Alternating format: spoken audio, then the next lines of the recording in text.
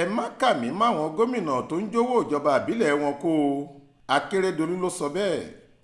Gómìnà ìpínlẹ̀ Ondo Olúwarótìmí Akeredolu ti yọ ara rẹ̀ kúrò nínú àwọn gómìnà tí ààrẹ Muhammadu Buhari fẹ̀sùn kàn pé wọ́n náwó epo tí wọ́n gbà látọwọ́ ìjọba àpapọ̀ àtowó tó jẹ́ tìjọba ìbílẹ̀ wọn nínú àpà.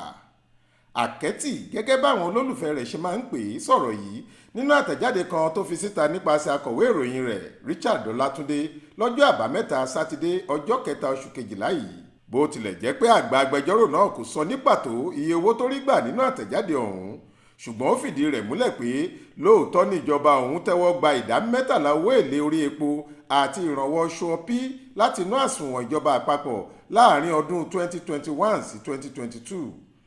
Akeredolu ní àwọn owó ọ̀hún lòun lò láti fi san díẹ̀ lára àjẹsílẹ̀ gbèsè owó oṣù àwọn òṣìṣẹ́ tó ti wà nílẹ̀ àti fún iṣẹ́ àkànṣe káàkiri ìpínlẹ̀ Ondo.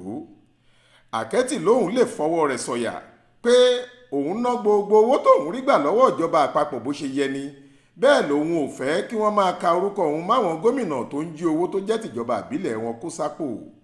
Lára àwọn àkànṣe iṣẹ́ ìdàgbàsókè tó lòun fi àwọn owó náà ṣe ni títì ọlọ́dà ní Arárọ̀mí Alápé níjọba ìbílẹ̀ Ìlàjẹ Ìkáràmù, Akùnnù sí Chainage, Òkè Àgbè Àkókó níjọba ìbílẹ̀ Àríwá Ìwọ̀ Oòrùn Àkókó, ọ̀nà tuntun ní Àgádàgbà Ọ̀bọ̀ níjọba ìbílẹ̀ Ẹsẹ̀ Odò, Òkè Igbó, Ilẹ̀ Olújì, Àkúrẹ́, Èmùrè sí Ìpòró níjọba ìbílẹ̀ Ọ̀wọ̀ àtàwọn ọ̀nà míì.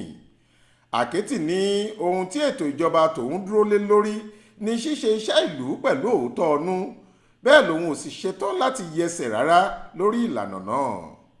Olúṣèyẹ Ìyádé ló ṣàkójọpọ̀ ròyìn yìí fún iléeṣẹ́ tẹlifíṣàn Aláròyé online. Faith Adébọ́lá ló kà á sétí ìgbọ́ yín.